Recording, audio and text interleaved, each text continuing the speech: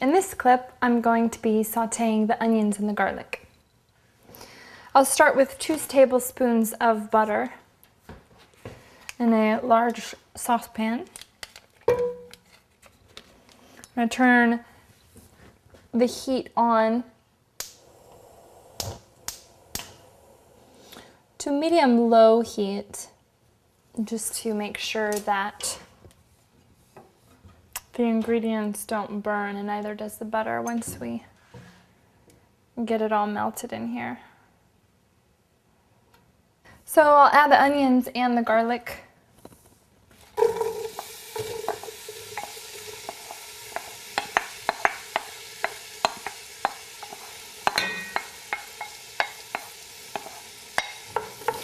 I'll just be sauteing the onions and the garlic in here.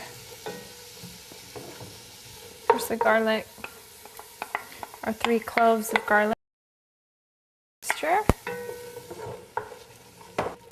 So we'll saute the onions and the garlic just for a couple of minutes until we add the spices.